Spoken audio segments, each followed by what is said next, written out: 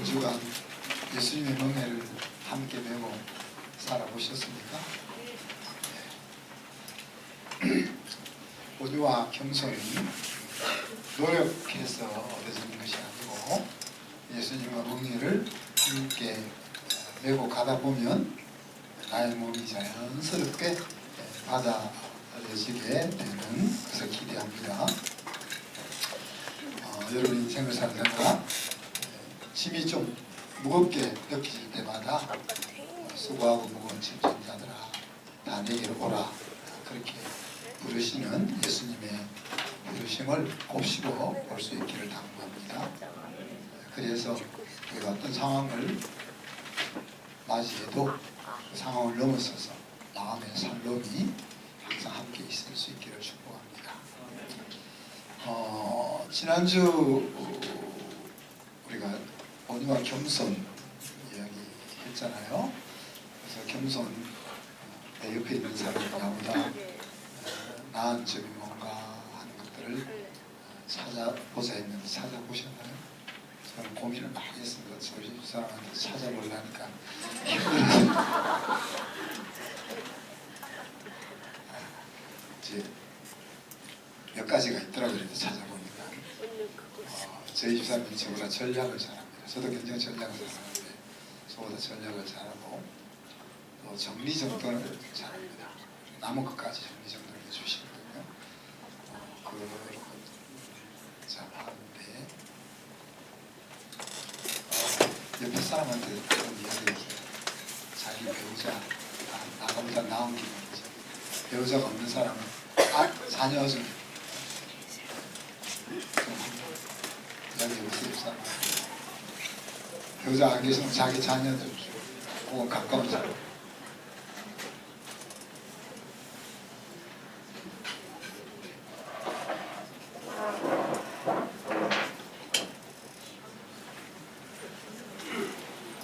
다음 주에 또 물어볼 겁니다. 한 주에 한 번씩 연습을 해봐요. 우리 아들이 나보다 이런 부분은 나아요. 우리 아내가 나보다 이런 점은 나아요. 근데 정리정돈 잘하는 거가 나보다 잘하기는 잘하는데 혹 나한테 기분이 좋게 하는 것은 아니에요.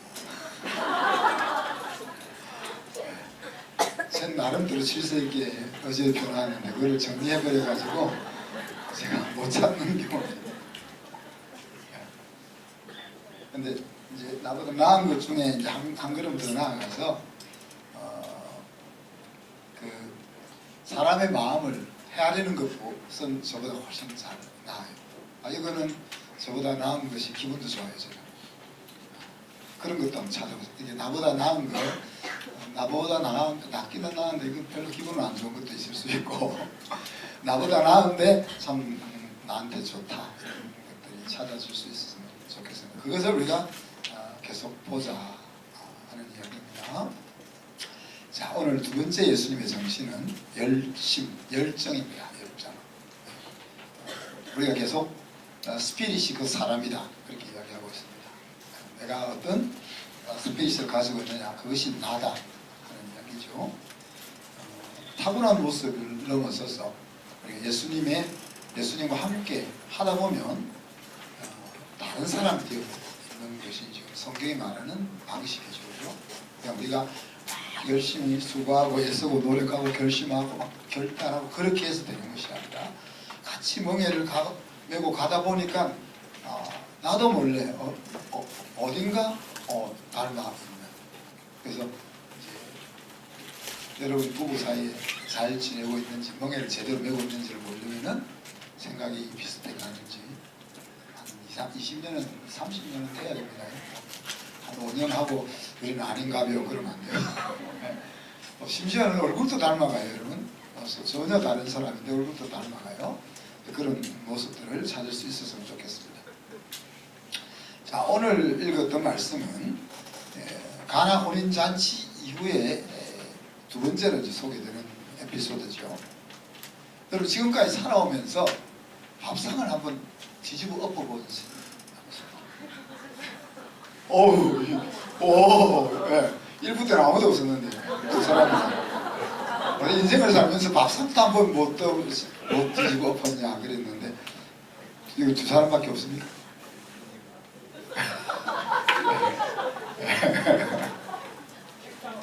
책상 비슷한 거예요. 본인이 아니고 얼마나 본인이 속상해서 우리 권사님이 그랬을까요?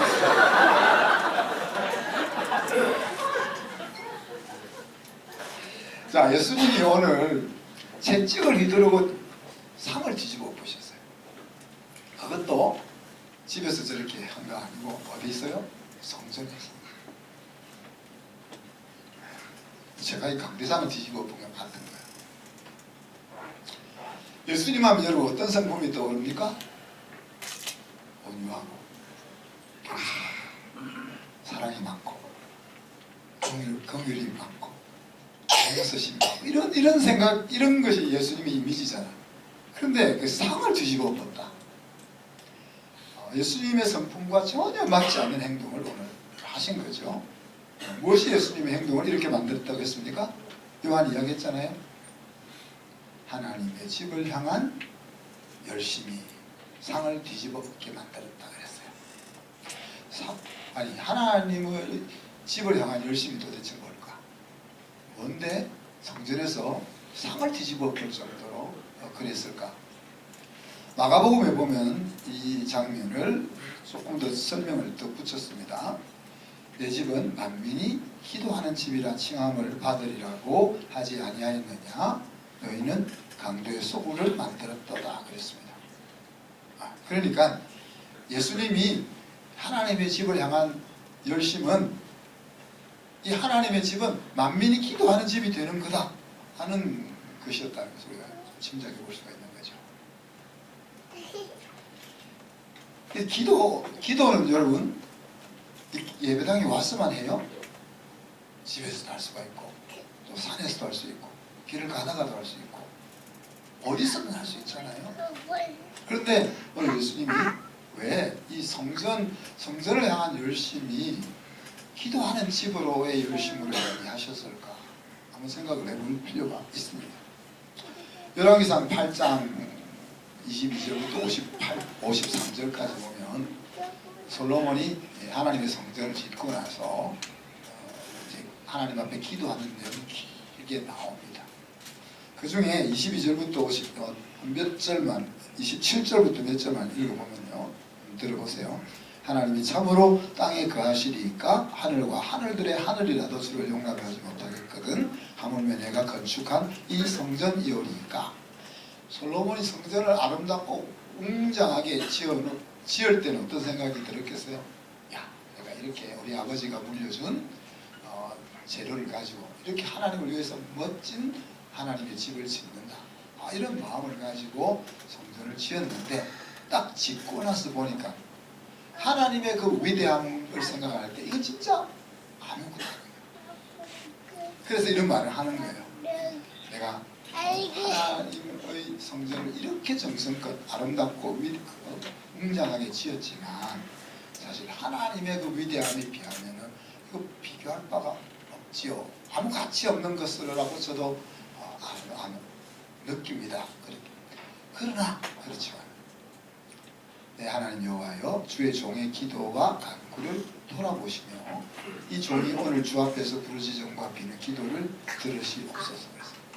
그래서 이 기도를 이야기하면서 주께서 전에 말씀하시기를 내 이름이 거기 있으리라 하신 곳, 이 성전이 바로 하나님이 야 내가 너 성전을 지으면 내가 거기 있을게 라고 약속하셨던 곳이란 말이에요. 근데 그 성전을 향해서 주의 눈이 주야로 보시오며 주의 종이 이곳을 향하여 비는 기도를 들으시옵소서. 그래서 어디서나 기도하면 들으시는 하나님인데 특별히 이 성전을 향해서 기도할 때는 하나님 정신 바짝 차리고 들어주세요. 이렇게 이야기를 하고 있는 거예요. 그리고 주의 종과 주의 백성이 자기뿐만 아니라 자기 백성들이 이곳을 향하여 기도할 때 주는 그 간구함을 들으시고 주께서 계신 곳 하늘에서 들으시사 용서하여 주옵소서. 이렇게. 그리고 그 뒤는 이제 어떤 내용의 기도가 나오는가 하면은 성전을 향하여 기도하는 내용이 우리가 제대로 못 살다가 하나님 앞에 징계를 받아가지고 벌을 받았을 때, 재난이 찾아왔을 때, 나라를 잃었을 때, 그런 하나님 제대로 못 섬기다가 당한 그 위기 상황 속에서라도 정신 차리고 이 성전을 향해서 기도하면 하나님 그때는 고쳐주세요. 그 기도가 이제 계속 53절까지 계속 되고 있는 겁니다. 그래서 역대하 7장에 보면 이 같은 내용의 사건의 기도 속에 이런 내용이 하나 덧붙여집니다. 내 이름으로 일컫는 네 백성이 그 악한 길에서 떠나 스스로 겸비하고 기도하며 내 얼굴을 찾으며 내가 하늘에서 듣고 그들의 죄를 사하여 그 땅에 그들의 땅을 고치자. 그렇게 이야기했습니다. 그래서 하나님의 시야는 이제 우리나라의 5천만 백성들이 어떤 생각을 가지고 사느냐 보다 하나님을 섬기는 우리들이 정신을 차리고 하나님 살려주세요, 우리 민족을 살려주세요 하는 거기에 더 관심이 있다 하는 이야기입니다. 역대상 29장 3절에 보면 다윗이 이렇게 이야기합니다. 성전을 위하여 준비한 이 모든 것 외에도 내 마음이 내 하나님의 성전을 사모함으로 내가 사유한 금, 은으로 내 하나님의 성전을 위하여 드렸노니 그랬습니다. 다윗 왕이 이렇게 하나님의 전을 짓고 싶은 그 마음, 사모함, 여기서 열정이라고 하거든요. 이 열심, 열정, 사모함, 이것이 성전을 지을 수 있는 재료를 다 준비했을 뿐 아니라 거기에 덧붙여서 자기 집에 있는 은과 금을 모두 다 하나님 앞에 드렸다. 이것이 이제 다윗의 열심이다. 이런 내용들을 쭉 종합해서 보면 예수님께서 말씀하신 만민이 기도하는 집이 되어야 한다 하는 그 열심이라는 것이 그냥 성전에 모여서 기도하는 사람들이 모여서 기도하는 장소가 되었으면 좋겠다. 겉으로는 표면적으로는 그런 내용일지 모르지만 그 내면적인 의미는 뭐겠어요? 온 백성이 하나님과 만나는 자리가 되게 하는 것이 이 성전을 향한 열심이었다. 하나님과 만나는 자리가 된다면 무엇 이야기입니까? 그곳에서 죄 용서함을 받고 생명을 얻고 삶의 가치를 찾고 새로운 인생을 회복하는 그런 자리가 성전이라는 거예요.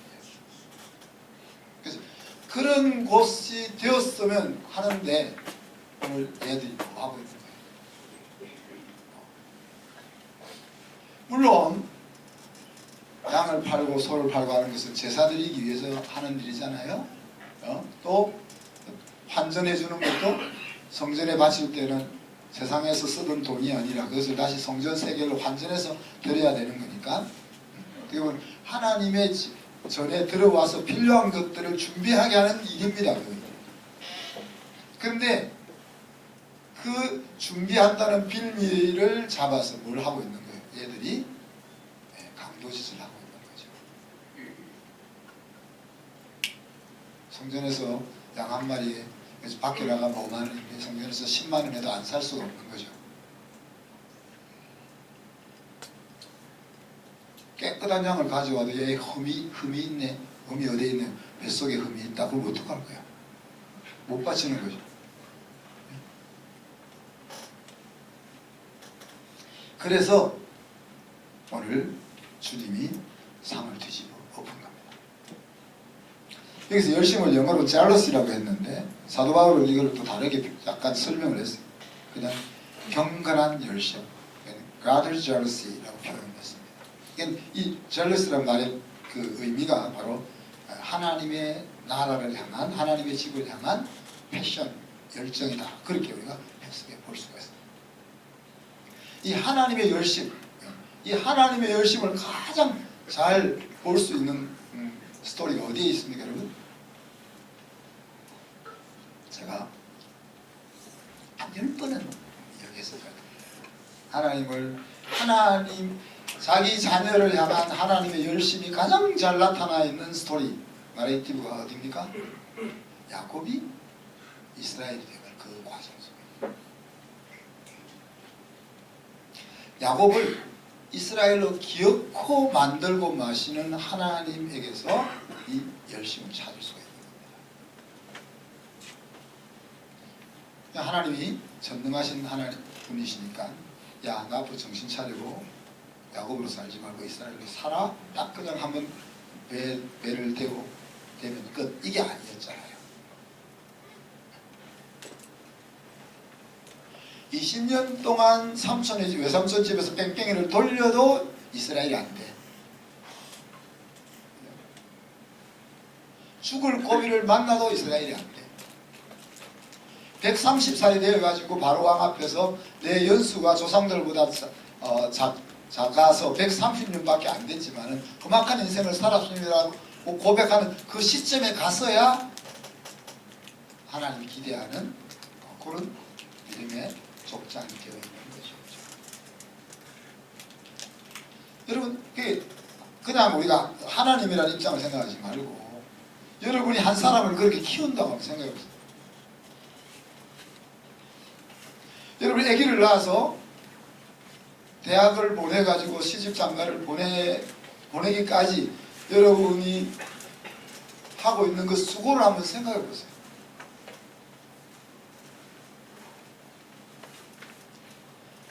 정말 하나님이 야곱을 사랑하지 않았다면 이런 수고를 할 수 없었다고 생각합니다. 자, 여기서 말하는, 성경에서 말하는 이 사랑은요, 여보 사랑해, 이런 그런 사랑이 아닙니다, 여러분. 그런 간질간질한 사랑 아니에요. 여러분이 듣고 싶은 그런 사랑이 아니에요. 이 사랑은 사도 바울로 하여금 뭐예요? 하나님의 사랑이 나를 강권하신다 할 때 그 사랑이에요. 물론 그 속에 내가 사랑해요 이것도 들어가겠지만 그런 얄팍한 사랑이 아니라 하나님 말씀하시는 사랑. 그 사랑은 수고하는 사랑입니다. 수십 년 동안 수고하는 사랑입니다. 암만 해도 돌아오지 않는 그 인간을 향하여 인내하는 사랑입니다. 받아들일 수 없는 존재지만 용납하는 그런 것입니다. 수십 년을 기다려주는 시간이 들어가야 되는 것입니다. 그리고 손해가 들어가야 됩니다. 그러니까 91마리 양을 우리에 두고 한 마리를 찾으러 가는 예수님의 모습, 그 사랑이 한 마리를 찾아서 양은 5만원인데 온 동네 식구들 모아서 잔치하니까 50만원이 들어가도 그 50만원을 쓰는 그 사랑이 지금 말하는 사랑이에요. 그냥 사랑해 이런 젊은이들이 서로 주고받는 그런 사랑이에요. 이런 걸 생각해 볼 때 저는 예수님 같은 사랑은 안 되는 것 같아요. 그렇지만 저는 예수님이 지금 말씀하신 이 사랑을 내 것이라고 억셉트합니다. 그리고 그 사랑이 내 행동으로 나타나도록 계속 스트럭을 하는 거예요. 가족들과의 관계 속에서, 아이들을 키우는 과정 속에서, 교사들을 이끌고 나가는 상황 속에서, 여러분을 섬기는 상황 속에서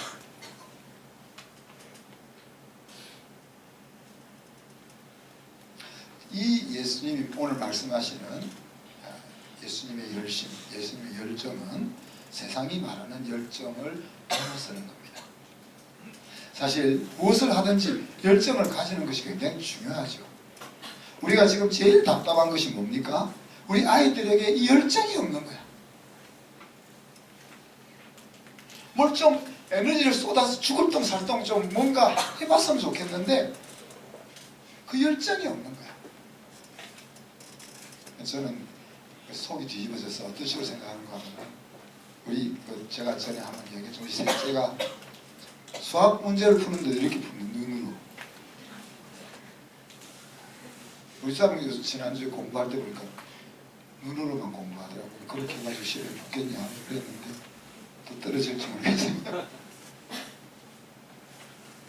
속이 뒤집어지니까 제가 마음을 어떻게 다스리는가 하면 저렇게 지금은 70% 80%밖에 안 쓰지만 대학 가면 120% 쓸 거야. 그랬는데 대학 가서 똑같이 80% 써요. 근데 지가 그림 그릴 때는 120% 써요.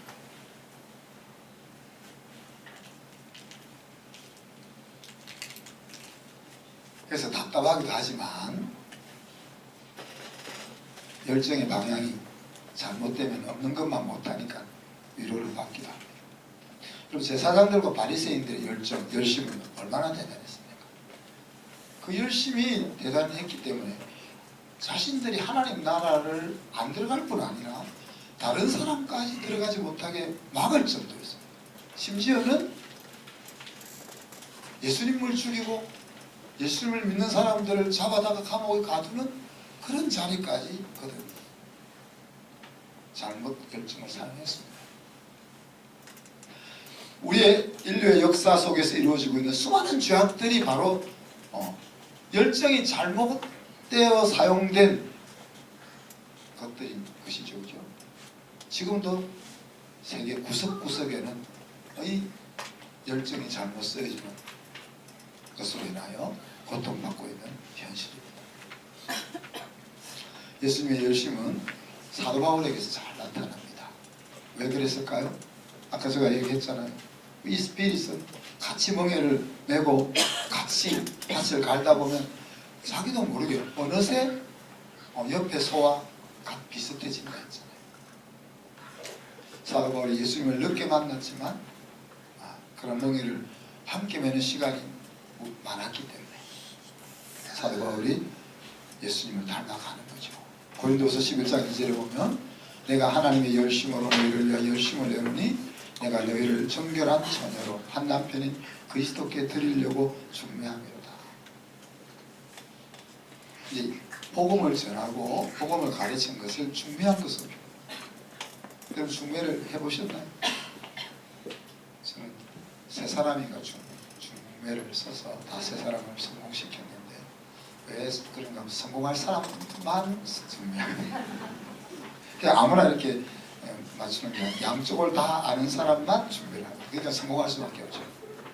근데 다른 친구에게 중매를 해서 결혼해가지고 잘 살고 있는데 이제 그 친구가 암에 걸려서 죽게 생겼어요. 그리고 지금 항암 치료를 하고 있는데 그 와이프를 내가 중매를 했거든요. 목사님 나 엮어가지고 그러겠지. 원망은 아니고 제가 중매해주고 넥타이도 안 받았어요. 친구니까. 보통 우리 제자를 중매해줬더니 양복을 한 벌 해주더라고요. 그 양복을 집사님 버려버리고 우리 집사람은 내가 동의해가지고 다 버렸대. 나는 기억이 하나도 없어요. 그래서 지난주에 이제 진짜 양복 좀 다 버려버리려고 옷장을 뒤졌더니 하나도 없는 거예요. 이 겨울 옷인데 제가 이 30년 된 옷입니다. 25년, 27, 8년 된 옷인데 22만 원을 들여서 지금 스타일을 싹 바꿨고 새 옷 같죠? 결혼식 때 입으려고 지금 바꿨는데 이게 겨울 옷 한 벌 있는 거예요. 그래서 지난주까지 입었던 건 가을 옷이었어요. 겨울 옷처럼 입었죠. 내가 그렇게 버렸을 리는 없을 텐데 모직 옷도 있고 뭐 여름 옷도 있고 저기 하나도 없어요. 그 사람이 당신이 버렸다 그러니까 제가 이제 요새 나이가 들어가지고 가끔씩 깜빡깜빡하니까 이제 믿어야지 어떡하겠어. 하여튼 뭐 다 없어서 시원합니다. 시원하게 시원한데 이제 겨울 옷은 이거 한 벌밖에 없단 말이죠. 뭐 이야기가 됐을 때 네? 중매라는 거예요. 자기가 나한테 내가 밥 사주고 자기들 싸우면 내가 상담해주고 그랬지 자기들이 나 밥 사주고 옷 사주고 그런 적 없단 말이에요. 근데 그런단 말이에요. 바울이 성도들을 무고해 예수님에게 그렇게 중매시켰다는 이야기예요. 끝까지 책임진다는 이야기죠. 지금 만약에 우리 친구가 만약에 하나님의 부르심 받으면 어떻게 해야 되겠어요? 그 친구 와이프는 또 제가 거둬야 될 거 아니에요.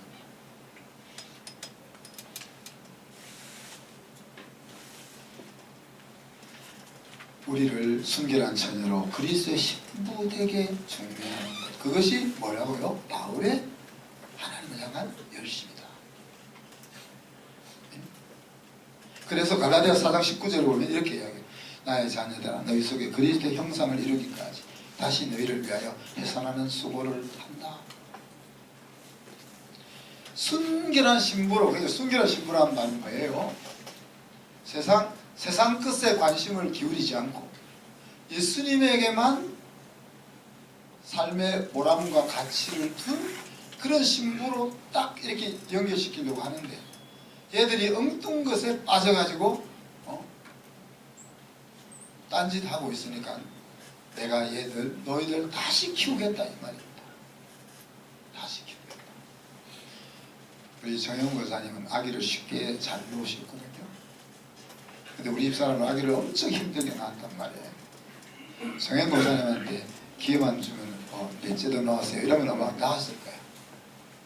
왜? 아기를 쉽게 놓으니까. 근데 대부분의 여인들이 어때요? 아기를 잉태하고 낳기가 힘들잖아요. 옛날에는 의료술이 발달되지 않았을 때는 우리 부모님들이 하는 이야기들이에요. 여자가 해산하러 들어갈 때는 죽을 것까지를 각오하고 생각하고 들어간다. 그래서 첫째 놓을 때는 못 먹고 놓는 거지만 둘째 놓을 때는 남편이 어지간히 사랑 안 해주면 못 놓는 거죠. 또 다행히 여자들이 잘 잊어먹으니까 사랑이 안 해줘도 더 낳기도 하는 경우가 있습니다. 그런데 사도 바울이 그렇게 이야기하는 거예요.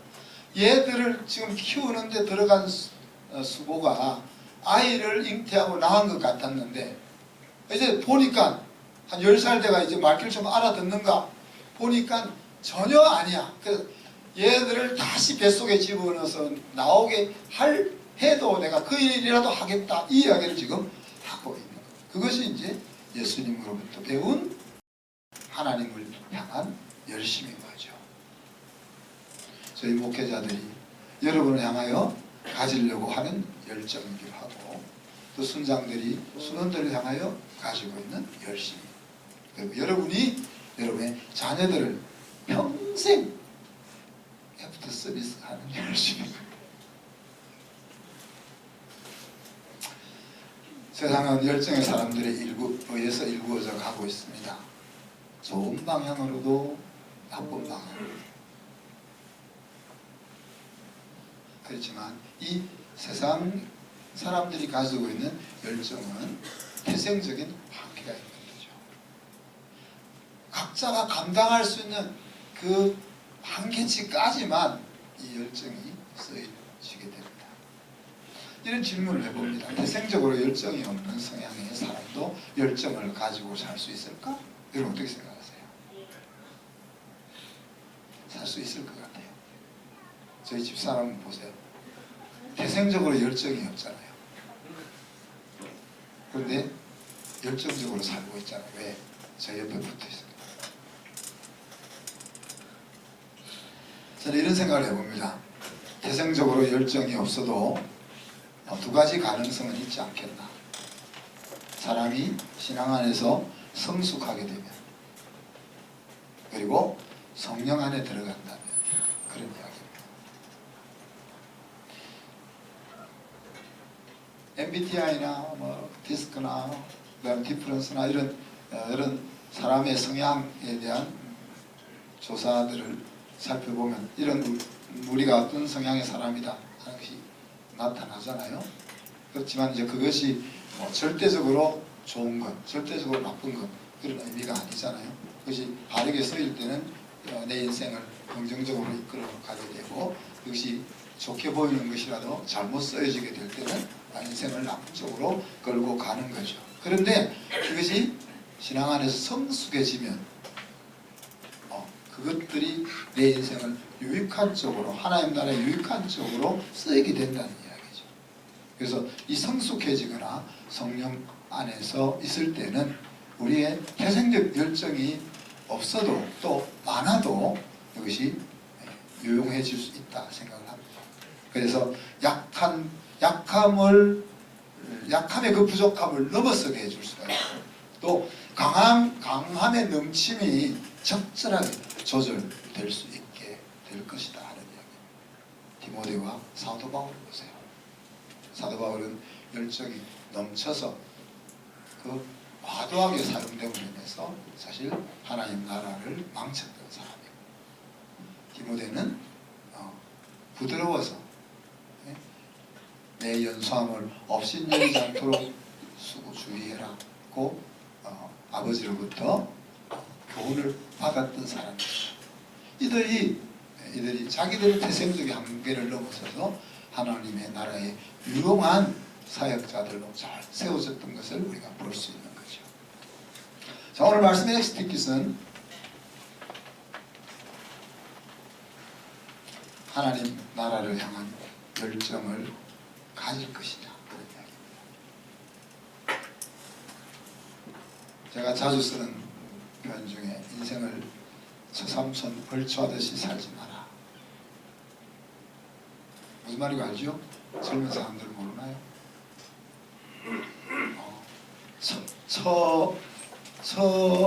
집 아내의 부모님 묘 같으면은 조금 사위가 좀 그래도 정성 들여서 깎아줄 거 아니에요.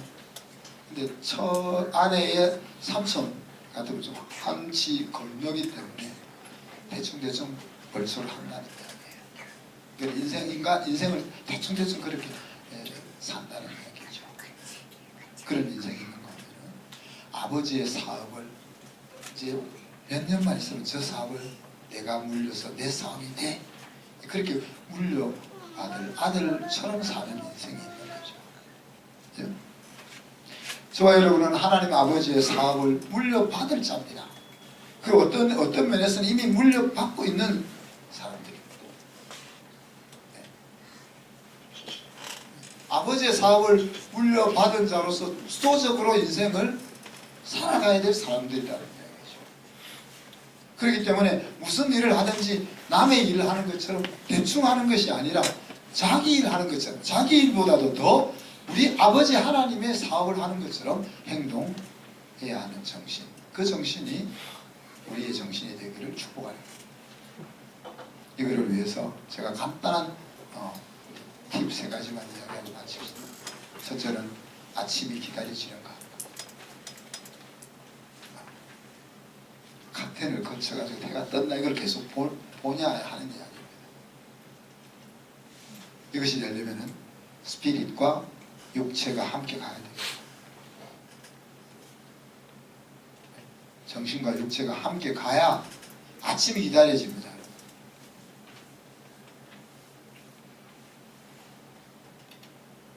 그 열정과 연결되어 있는 거예요. 두 번째는 하나님의 나라 가치가 이 머리와 가슴과 손, 발에 얼마만큼 와 있는가 하는 거예요. 하나님 나라 가치가 그냥 이론적으로 머리에만 머무르는 가슴을 뜨겁게 하는 그것이 이제 손과 발에게까지 가서 움직이게 하고 있는지 어느 정도의 상을 뒤집어 놓죠.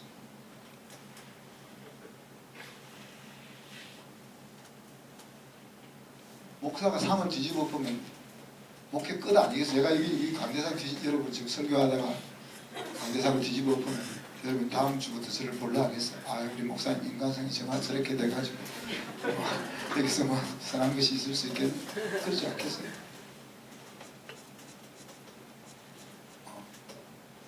지금 가나에서 첫 번째 기적을 베풀고 당신에게 맡겨진 양은 한마디도 잃어보지 않겠다. 그렇게 마음 먹었던 예수님이 상을 뒤집어 엎어가지고 그런 거 다 망가뜨려 버릴 그런 것 정도로 뭐라는 거예요. 하나님 나라 가치가 손과 발까지 와 있느냐 하는 이야기죠. 다른 모든 것은 상대적이 되는 겁니다.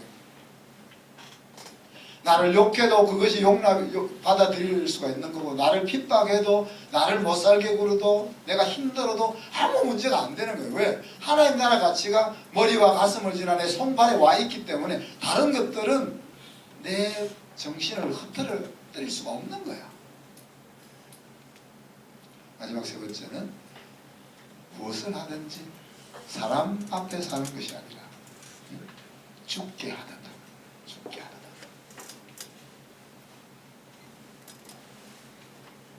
예수님께서 베드로에게 이런 뭐지? 7번이라도 용서하라 그랬죠. 그 말씀 무슨 말이라고 했습니까? 용서에는 끝이 없다. 인내하는 것에도 참아주는 것에도 끝이 없다 그랬습니다. 근데 거기다 하나 더 하면은 이 열정에는 열정에도 끝이 없는 겁니다. 하나님이 부르시는 날까지 그 열정을 사용하는 겁니다. 그리고 몸이 허락하는 만큼 열정을 사용하는 겁니다. 기도합시다. 하나님 사랑과 은혜를 감사합니다. 오늘 주님이 성전에서 상을 뒤집어 엎는 우리가 생각하지도 못했던 행동을 하셨습니다. 주님이 하나님의 나라를 향하여 가지고 있는 열심의 정도가 어떠한지 우리가 감으로라도 느낄 수 있게 하여 주옵소서. 우리 자녀들이 그런 열정을 가지고 인생을 살게 하시고 하나님 나라를 위하여 살 수 있도록 저희들이 양육하고 기도하게 하시고 우리 자신도 우리에게 주어진 이 인생을 그렇게 살다가 주님 앞에 부르심 받게 하여 주옵소서. 감사드리며 예수 그리스도 이름으로 기도하옵나이다.